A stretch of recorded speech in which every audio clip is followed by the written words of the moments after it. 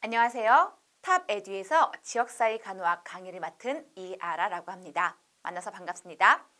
이번 시간은요, 지역사회 간호학에 대한 오리엔테이션 시간입니다. 자, 지역사회 간호학 오리엔테이션 순서는요, 위에 보시는 것처럼 8급 간호직 공무원 시험 과목 및 구성, 지역사회 간호학 공부 방법, 그리고 핵심, 경향, 출제, 분석에 관련된 내용으로 진행해 볼까 합니다. 공무원 시험 유형은요, 여러분들이 어느 정도 알고 있으실 거기 때문에 빠르고 가볍게 설명하고 넘어가도록 하겠습니다. 자, 여러분들이 지금 준비하시는 건요, 8급 간호직 공무원입니다. 우리 보건진료직과 9급 보건직 공무원과 비교해서 같이 한번 보도록 하겠습니다. 8급 간호직 공무원은요, 여러분들이 아시다시피 간호 업무를 주로 하는 시험 영역이라고 보시면 됩니다. 지방직과 서울직으로 나누어서 시험을 보게 되고요. 지역사회 간호는 이렇게 메인으로 들어가는 과목 중에 하나라고 보여집니다. 보건진료직도요. 지역사회 간호가 공통적으로 들어가고요. 공중보건이 있는데요. 공중보건은 지역사회 간호에서 역학 부분이 심화된 과목이다라고 보시면 됩니다. 결론은 뭐다? 지역사회 간호학을 잘 해놓으시면요. 8급 간호직 공무원으로 근무하시다가도 보건진료직을 꿈꾸는 경우에는 조금 더 연장해서 시험을 볼 수 있다. 이렇게 생각하시면 되겠습니다. 9급 보건직 공무원은요. 역시 지역사회 간호학에 들어가긴 하는데 기본적으로 우리는 간호사 면허증이 있기 때문에 굳이 9급으로 시작할 필요는 없잖아요. 8급 간호직 공무원을 많이 준비하시고 계십니다. 보시겠지만 장점으로는 면허증이 필요하다 보니 경쟁이 다소 낮고요. 급여가 8급으로 시작해서 조금 더 높다는 장점이 있습니다.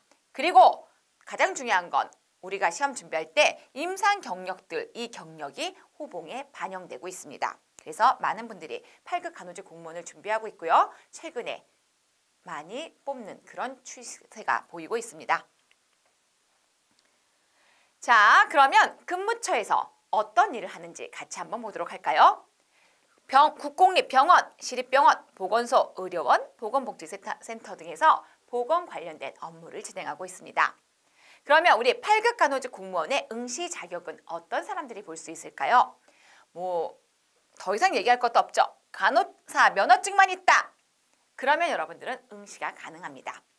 물론 거주지 나이 제한은 없어진 것은요. 서울시고요. 지방직은요. 거주지 제한은 있습니다.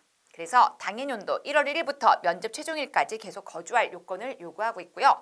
간혹 일정 지역에서는 조금 다른 거주지 요건을 제한하고 두고 있습니다. 자, 이렇게 거주지 요건이 있는 지역이 당연히 있지만 그럼에도 불구하고 간호사 면허증만 있으면 서울시든 어디든 시험 볼 수 있다는 장점이 있기 때문에 여러분들이 응모하기에 굉장히 유리한 위치에 있다고 보시면 되겠습니다. 다음으로는요. 시험 내용에 대해서 보도록 할게요. 과목당 지역사회 간호 과목 한 과목만 두고 얘기하도록 할게요. 과목당 20문제가 나오고 있습니다. 그러다 보니 서울시는 3과목을 시험 봐서요. 60문제가 나오고 지방직은 5과목을 시험 봐서 100문제가 나오게 되죠. 그래서 총 한 문제당 1분씩 해서 60분과 100분의 시험 시간이 주어집니다. 물론 이 시험 시간에는요. 답안지 마킹하는 시간까지도 포함된 시간입니다. 그럼 결국은 뭐다? 쉬운 문제는 보자마자 바로 답을 고르실 수 있어야 되고요. 간혹 생각을 요하는 문제들은 1분 내에 풀어야 된다. 그리고 문제를 풀과 동시에 바로 답안 마킹을 해서 마킹 시간을 최소화하는 것이 시험 요령이라고 보실 수 있겠습니다. 필기시험으로 끝나느냐? 그건 아니죠. 면접시험도 주어집니다. 최근에 면접시험에 요건이 조금 더 강화됐다. 이렇게 이야기들이 나오고 있긴 하지만 그래도 어느 정도 부분은 아직까지는 필기시험 점수가 높은 사람들이 합격하는 경향이 많이 나타난다라고 보시면 좋겠습니다. 지역별로는요. 4배수까지 필기에서 뽑는 경우도 있기 때문에 여러분들이 1차에서 고득점을 받는 게 굉장히 유리하다라고 보시면 됩니다. 지역사회 간호는요. 우리가 같이 공부를 하면 충분히 고득점을 맞을 수 있는 과목입니다. 준비문들은 이렇게 한번 보시고요. 그러면 시험 내용에 대해서 이렇게 봤으면 공부 방법, 아니 만점을 받아야 되는 과목인 걸로 알고 있는데 그러면 어떻게 공부를 하면 되지요? 라고 물어볼 수 있습니다. 물론 여러분 지역사회 과목에 만점이 나오기는 쉽지 않아요. 왜? 한두 문제는 평소에 보지 못한 듣보잡 문제가 나오기 때문이에요.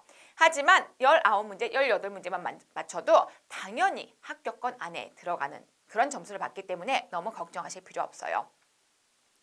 자, 그러면 어떻게 공부하느냐? 지역사회 과목은요, 크게 거시적으로 공부하셔야 돼요. 그래서 여러분들이 임상간호로 공부했던 그 학부 시절의 공부 방법은 좀 다소 내려놓으세요. 그리고 전체 숲을 보시면서 큰 흐름이 이런 내용이구나 라는 흐름을 잡으셔야 돼요. 물론 그 흐름을 보는 내용은 잠시 후에 간략히 설명해 드리고요. 조금 더 구체적인 내용은 본격적으로 여러분들이 강의를 들으시면 그 안에서 들으실 수 있게 되십니다. 자, 그래서 거시적으로 보라는 게 첫 번째. 그리고 두 번째는요, 스토리텔링을 하셔야 됩니다. 지역사회 간호는요, 딱딱딱 끊어주는 과목이 아니에요. 저는 여지껏 역학 따로, 환경 따로, 보건간호사의 역할 따로, 각각 다 따로따로 공부했는데요. 그건 아직 제대로 된 지역사회 간호를 이해하지 못하셨기 때문이에요. 그래서 제가 여러분들과 지금 공무원이란 마음, 그럼 뭐죠? 공무원이란 마음을 먹었다는 말은 뭐예요? 일을 제대로 하고 싶다. 정말 지역사회 주민들을 도와주고 싶다. 이런 마음인 거잖아요. 일을 제대로 할 수 있게끔 제가 스토리텔링으로 어떻게 일의 흐름이 진행되는지를 설명해 드릴 거예요. 그럼 여러분들은 큰 흐름을 들으시고 그 사이사이에 세부적인 내용은 당연히 암기를 하셔야죠. 그러면 큰 흐름은 알겠는데 암기는 어떻게 해요? 바로 그 암기 방법이 청킹, 즉 두 문자를 활용한 암기 방법을 사용하게 됩니다. 그래서 제가 또 여러분과 함께 두 문자 사용 암기 방법을 알려드려서 두 문자 사용 암기 방법을 통해서 기출문제 푸는 방법까지도 같이 연구해서 설명해 드릴 테니까 암기까지도 걱정하지 않으셔도 됩니다. 그런 다음에 여기까지는 제가 강의를 통해서 여러분들과 해소해 드릴 부분이고요. 나머지는 여러분들이 꼭 하셔야 되는 그런 내용이에요. 뭐다? 기출문제를 정말 많이 풀어보셔야 돼요. 기출문제가 어떻게 보면 문제은행에서 계속 문제가 롤링되기 때문에 여러분들이 똑같은 문제는 안 나온다 하더라도 거의 그 문제와 유사한 형태의 문제가 반복적으로 나오고 있다라고 기출문제만 많이 풀어보셔도 확인이 가능합니다. 그래서 최근에 10년 정도의 기출문제를 놓고 계속 분석해 보시면 앞으로 어떤 문제가 나올지 그리고 어떤 형태로 나올지가 감이 잡히기 때문에 공부하는 방식이 수월해집니다. 그 내용은 오늘 설명해 드리도록 할 거예요. 여기서 끊지 마시고 끝까지 듣도록 하세요. 왜냐? 어떻게 기출문제를 분석하는지를 알려드릴 거기 때문이에요. 그리고 마지막으로요. 법과 역사 절대 놓치시면 안 돼요. 역사는 거의 매년 한 문제씩은 나와요. 물론 1년에 시험이 한 번만 있는 건 아니죠. 두세 번 있을 수 있기 때문에 그 사이에 어디에서 나올지는 아무도 몰라요. 하지만 8급 시험은요. 거의 1년에 한 문제 이상은 역사 문제를 반드시 낸다. 그렇기 때문에 지역사회 간호의 역사도 챙겨라.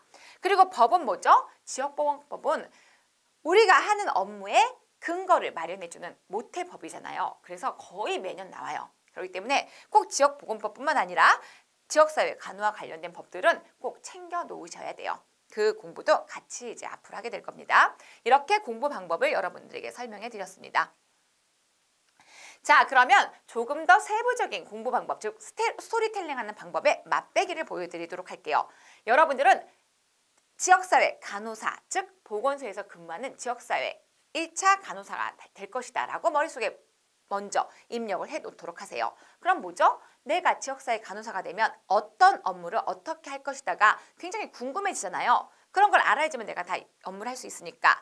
그래서 여러분들이 제일 처음에 합격했다. 그래서 이제 보건소에 발령을 받든 병원에 발령을 받든 여러분들은 지역사회 간호사로서 1차 간호 제공자가 됩니다.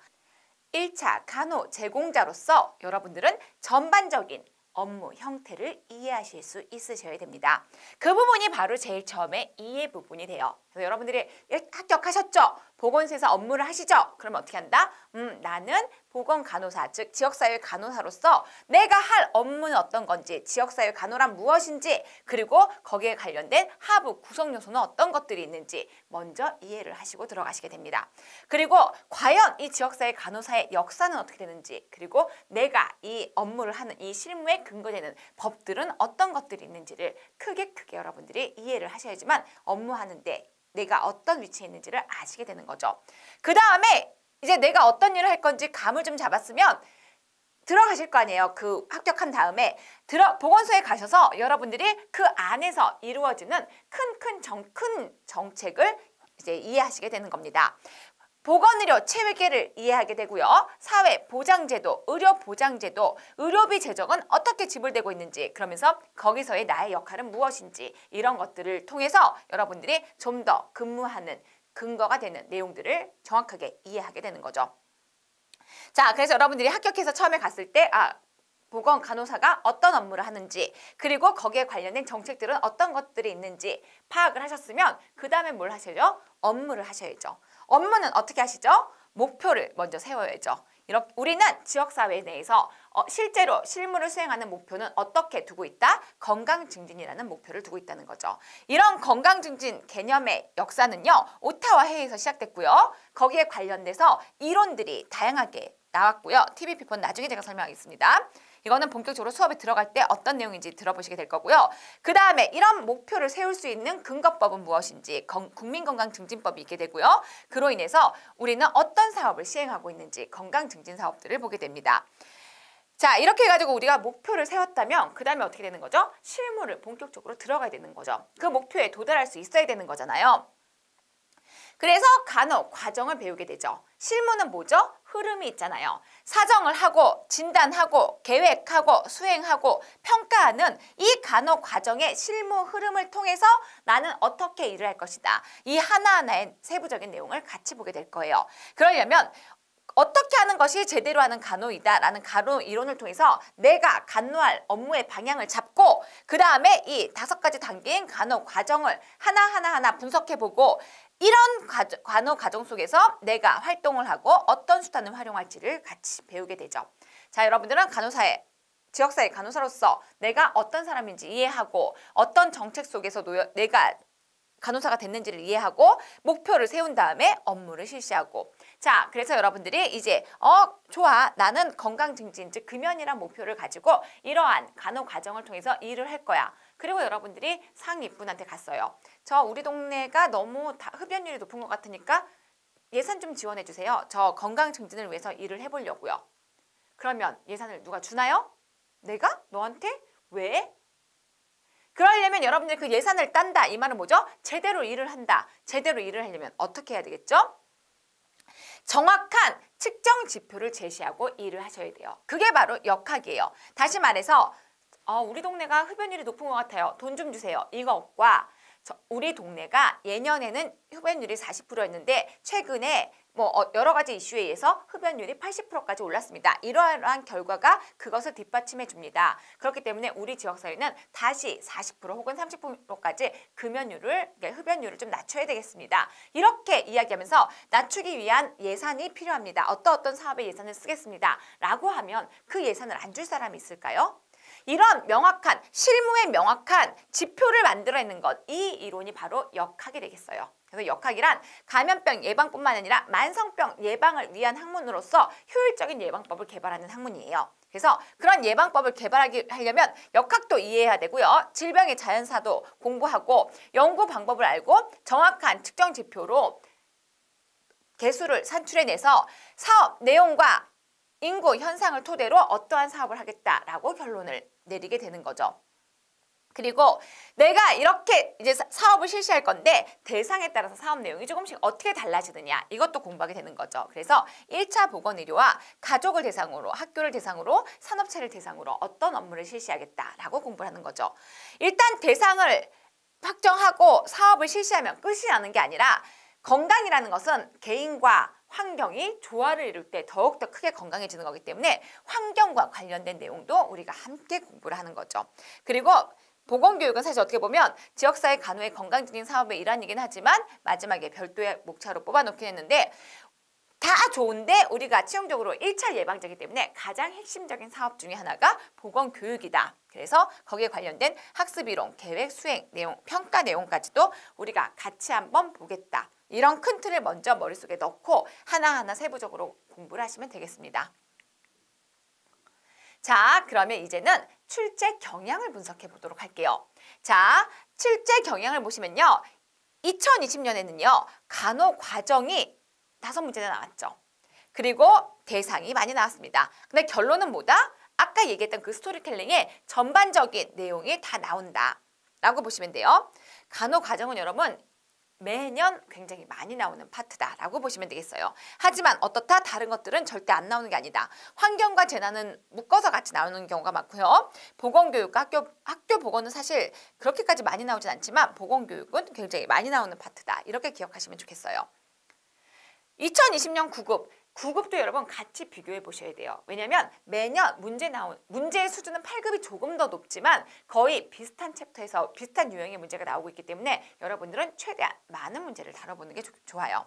9급도 보시면 아시겠지만 간호 과정이 2020년에 굉장히 많이 나왔죠. 그리고 대상 부분에서 문제가 많이 나왔고 환경이 안 나오면 재난이 나왔고 학교 보건과 보건교육 이런 식으로 좀 묶어서 또 나왔다. 그리고 나머지는 뭐 거의 매년 나온다라고 보시면 돼요. 하나도 안 나오는 파트가 없기 때문에 반드시 다 골고루 보시는데 간호과정 이것은 굉장히 중요하게 공부한다라고 기억하시면 좋겠어요. 나머지 추세도 비슷해요. 2019년 8급도요. 대상이 이때도 많이 나왔죠. 그리고 학교보건과 보건교육 합쳐서 한 문제가 나왔고요. 그리고 건강, 증진, 간호과정, 뭐 정책 다 비슷한 식으로 문제가 많이 나왔습니다. 2019년 8급도요. 대상이 많이 나왔죠. 대상도 굉장히 많이 나오죠. 대상은 특히 가족간호, 산업체 간호, 특히 가족간호의 사회 지지도 부분은 굉장히 많이 나오거든요. 역시 또 설명을 해드리도록 할게요. 여러분들이 보시면 아시겠지만 골고루 많이 나온다. 계속 유사하게 볼까요? 2019년 9급도요. 뭐 간호과정, 여러분들이 보시면 아시겠지만 문제의 꽃이죠. 문제의 꽃밭이에요. 대상도 역시 꽃밭입니다. 하지만 전반적으로 다 골고루 나온다. 환경재난이나 학교보건 보건교육은 안 나온 해도 있다. 상대적으로 조금 가볍게 공부하는 건 맞지만 버리면 안 되는 거죠. 2018년 8급도요. 이때는 건강증진이 조금 더 많이 나왔네요. 하지만 골고루 많이 나왔다. 이렇게 기억하시면 좋겠어요. 2018년 9급도 역시 간호과정 굉장히 많이 나왔죠. 뭐 이해 파트는 다양한 내용을 담고 있기 때문에 간호과정이 굉장히 중요하다라고 보시면 되겠어요. 자, 이제 세부적으로 출제 경향 분석 내용을 좀 보도록 하겠습니다. 조금 전까지는 좀 굵직굵직하게 어떤 목차에서 시험에 나왔는지 봤다면 지금은 어떤 내용이 나왔는지 여러분 지피지기예요. 내가 문제를 알고 나를 알아야 시험에 성공할 수 있어요. 제일 처음에 보도록 할까요? 우선 여기 위부터 보시면요. 여기서 8이라고 쓰인 것은요. 8급이라는 의미가 돼요. 그리고 여기서의 9는요. 9급이라는 의미가 되고요. 가로 안은요. 시험 시행 월수예요. 그래서 월수는 그렇게까지 중요하진 않고요. 2020년, 2019년 여기까지네요. 2018년, 16년, 15년 지금 좀 문제가 좀 괜찮게 나온 해 거를 좀 가져와 봤는데 자 이렇게 여러분들이 봤을 때 큰 흐름을 보세요. 구조를 보도록 할게요. 구조는 18년, 16년에 나오고 지금 최근에 안 나왔어요. 안 중요한 게 아니라 나올 수도 있다라는 걸 의미해요. 한동안 안 나왔기 때문에. 하지만 이거는 청킹 한 줄로 정리하면 다 끝나는 문제가 돼요. 그 다음에 역사 볼까요? 20년에 8급 한 번, 19년에 8급, 그 다음에 18년에 8급은 안 나왔네요. 하지만 18년에 9급에서 나왔고요. 16년에 8급, 15년에 8급. 어떤 의미죠? 거의 매년 한 문제는 무조건 나온다라고 보시면 돼요. 사실 여기에 빠졌지만 2018년 다른 월에는 나오기는 했어요. 그렇기 때문에 여러분들이 뭐다? 역사는 무조건 나온다. 물론 안 나오는 달은 있어요. 하지만 뭐다? 그 1년 안에는 무조건 나온다. 우리는 시험을 봤을 때 떨어지면 또 볼 수 있기 때문에 1년에 두세 번 볼 것을 예상해야 되기 때문에 1년을 준비할 때는 무조건 역사는 내가 한 번은 시험 문제를 풀 수 있다라고 보시면 돼요. 그래서 뭐다? 반드시 나오는 한 문제로 찍어놔라 라고 보셔야 되는 거죠. 두 번째 법 보이시죠? 야 말할 것도 없죠. 지역보건법, 뭐 또 있죠? 지역보건법 그리고 농어촌 특별조치법 거의 중요해요. 이것도 지역보건법. 여기서도 사실 법에서도요. 지역보건법 내용이 안 나온 건 아니에요. 역사로 나와서 그렇지. 자, 이런 식으로 지역보건법 거의 매년 나오죠.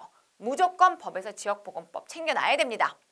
지역보건법뿐만 아니고요. 농어촌 특별조치법도 굉장히 중요하고요. 여기에 지금 안 썼지만 에이즈, 후천성 면역결핍증과 관련된 법이라든지 모자보건법 그리고 세 번째로 중요한 거는 노인, 장기요양보험법 이런 법 내용들도 굉장히 중요하다. 여기 있네요. 여기 후천성 결핍증 노인장애보양법. 그래서 지역보건법이 가장 중요하고요. 그 다음에 농어촌 특별조치법이 두 번째로 중요하고 장기요양보험법이 세 번째로 중요하고요. 그 다음에 모자보건법도 역시 뭐 네 번째로 중요하고요. 기타 보인이 아니고 노인이에요. 노인복지법 이런 것들도 다 중요하다. 이렇게 기억하시면 좋겠습니다. 그래서 뭐다? 법은 무조건 나오는 파트다. 역사, 법 매년 나오는 문제죠. 그럼 뭐죠? 우리는 반드시 한 문제 챙겨 놓으셔야 되는 거죠. 다음은 제도예요. 의료비 지불제도, 의료 재정과 관련된 거죠. 그리고 보건의료 제도의 특징과 사회보장제도, 그리고 레모의 역시 보건의료 제도예요. 포괄수과제, 포괄수과제. 결론은 뭐다? 의료비 지불 제도도요. 돈과 관련된 비용 문제라든지 아니면 의료보건제도 이런 거에서는 매년 한 문제는 나왔다. 물론 과거에는 안 나왔었어요. 그러니까 이것도 가볍게 챙겨놔라. 그래도 얘네만큼 중요하진 않죠. 하지만 챙겨놓을 것. 그 다음에 지역사회 간호사의 역할 보세요. 8급에서 굉장히 좋아하는 문제예요. 그래서 지역사회 간호사의 역할도 8급에서는 꼭 챙겨놔야 되는 문제이다. 제도는 100% 나온다라고 제가 딱 어느 게 100% 나와요라고 말하기는 좀 그렇지만 그래도 제가 뽑은 내용들은요. 무조건 매년 한 문제씩은 나오는 파트다라고 보시면 돼요.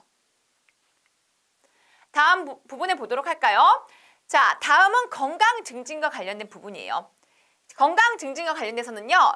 오타와 회의라든지 라론드 보고서 이런 것들이 간혹 나오는 문제들이니까 정리는 해놓는 게 맞는데 그래도 상대적으로 헬스 플랜 2020이 조금 더 의미가 있었고요. 이제 2021년 이후 22년, 23년 이때는 헬스 플랜 2030이 쓰이게 돼요. 그래서 2030도 중심으로 시험에 나오게 될 거라고 보여집니다.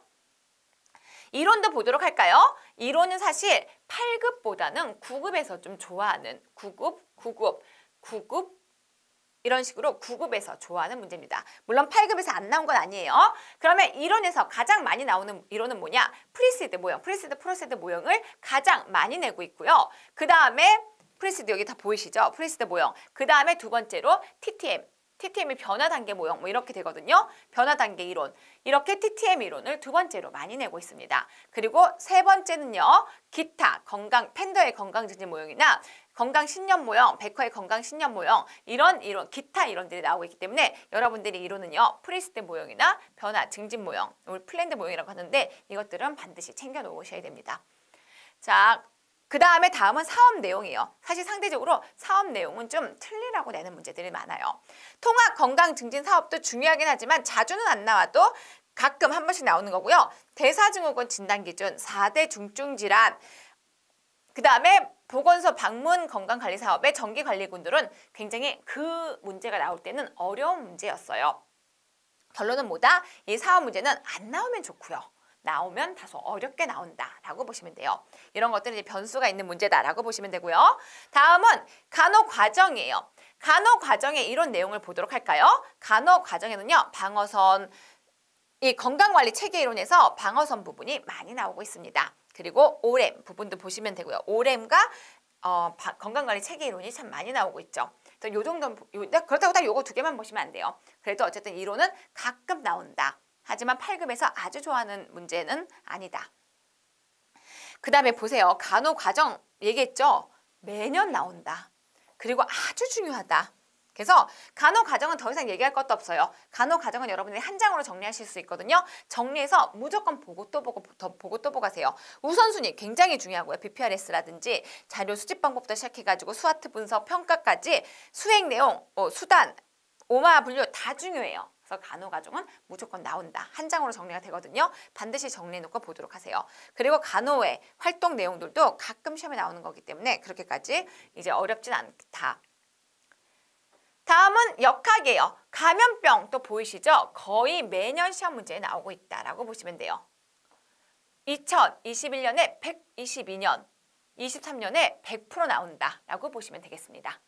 왜냐? 감염병이 법이 바뀌었어요. 근데 계속 바뀌고 있어요. 그래서 여러분들이 감염병은 무조건 100% 나올 것이다. 나는 감염병 문제 나오면 눈 감고도 풀겠다. 이렇게 준비를 해 놓으셔야 돼요. 다음은 역학 연구 방법이에요. 역학 연구 방법도요. 8급에서 좋아합니다. 환자 대조군, 코호트, 그리고 기업 위험도, 환자 대조군, 기술 단면 연구. 역학 연구 방법이 다소 조금 어려운 부분이 어려운 내용이에요. 그래서 9급에서는 아주 많이 다루고 있지는 않지만 8급에서는 무조건 나온다라고 보시면 돼요. 그래서 8급도 역학의 연구 내용도 무조건 보세요. 그리고 예방 내용은 쉬워요. 그리고 그렇게까지 어렵지 않으니까 가볍게 보시면 되고요. 또 무조건 나오는 부분, 인구가 무조건 나오죠. 여러분들이 보시면 아시겠지만 인구 구조 계산하는 거 계속 나오고 있죠. 그리고 노령화 지수 구하는 거, 노령화 의미, 노령화 지수, 부양비, 계속 사망비, 모성 사망비, 부양비 계속 나오고 있어요. 이렇게 인구와 관련된 계산 문제는 매년 한 문제 무조건 나온다. 그러니까 어떻게 한다? 이것도 챙기시면 되죠. 여러분 여기까지만 해도 벌써 10문제를 챙기셨어요. 20문제 나오는데 10문제가 어디서 나올지 알아? 그럼 여러분 벌써 50점은 맞으신 거잖아요. 그리고 나머지 10문제도 아까 제가 얘기했더니 한두 문제 허를 찌르는 문제가 나와요. 그걸 빼고라도 우리는 눈 감고도 18문제가 어디서 나오는지 감을 잡을 수 있다는 거예요. 그리고 1차 보고는요. 사실 시험에 아주 많이 나오진 않지만 나오는 건 뻔해요. 접근성과 필수사업 요 내용 두 가지만 나오거든요. 지금 여러분들이 수지주접이 뭐예요? 모기풍토병이 뭐예요? 그때 가서 들으실 거예요. 듣고 나면은 아 이러면서 이제 요거 두 개만 정리하시면 1차 보고는 끝나게 돼요. 다음은 대상이에요. 대상도 보면 알겠지만 가족 부분이 굉장히 많이 나온다. 가족에서 뭐가 시험에 나온다? 사회, 지지도, 가계도, 듀발, 또 듀발. 가계도, 사회지지도, 사회지지도 보시면 아시겠지만 가계도, 사회지지도, 듀발은 거의 되게 굉장히 자주 나오는 문제다라고 보시면 되겠어요. 그렇다고 나머지를 버리느냐? 스밀크스타인이라든지 가족 밀착도도 2번은 나왔네요. 그리고 수행, 내용, 예측적 안내 이런 것들까지 조금만 더 추려 놓으시면 가족은 보다시피 매년 나오는 문제이기 때문에 문제를 푸는데 몇 개만 찝어서 공부해도 100% 맞출 수 있다. 이렇게 보시면 됩니다. 가족도 굉장히 중요한 파트고요. 간혹 이제 가족 외에 산업체가 나오기도 해요. 산업체는요. 8급에서 좋아하는 문제다라고 보시면 되겠어요. 그래서 우리는 가족 하나, 산업체 하나 이렇게 준비를 해놓으시면 되죠. 그리고 환경은 상대적으로 좀 덜 중요하지만 그래도 버리시면 안 돼요. 왜냐면 우리는 만점을 향해 가야 되기 때문에. 그런데 저런 게 다 공부가 되고 나면 환경을 좀 상대적으로 좀 덜 중요하게 봐라. 재난은 요즘 많이 나오고 있어요. 그 전에는 아주 많이까지는 물론 그 전에도 안 나왔던 건 아니지만 뭐 분류표 이런 것들만 나왔다면 지금은 재난의 종류나 재난의 단계 이런 식으로 중심으로 시험이 나오고 있거든요. 여러분들은 재난 단계나 종류 이것만 정리해 놓으시면 됩니다. 학교 보건은 그렇게까지 많이 나오는 파트는 아니에요. 가볍게 보시면 되고요. 보건교육 매년 나오고 있죠. 보건교육 나오는 건 뭐예요? 블룸의 영역. 그리고 학습이론의 인지주의, 행동주의 이런 학습이론들 구성주의 보셔. 학습이론과 블룸 계속 보이시죠?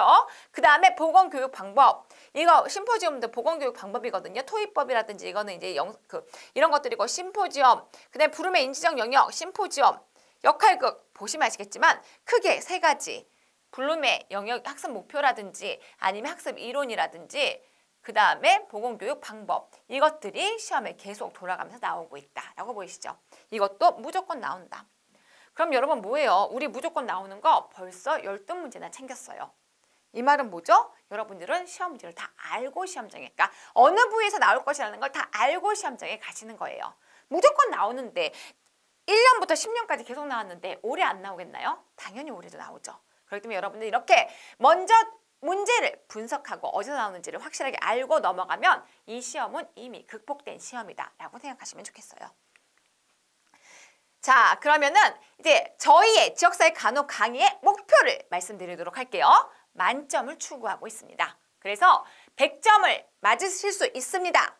하지만 간혹 한두 문제 틀릴 수 있어요. 괜찮아요.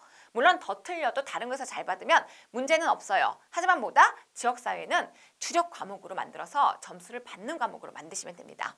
자, 그러려면 공부는 어떻게 해라? 제일 처음에 이해 이주로 공부하시고요. 그 다음에 기출 굉장히 많이 풀어보도록 하세요. 심화는요. 기출 시간에 다루도록 할 거예요. 제가 뭐 이해 따로 심화 따로 기출해요 이렇게 하지만 실제로는 기출에서 심화를 다루게 됩니다.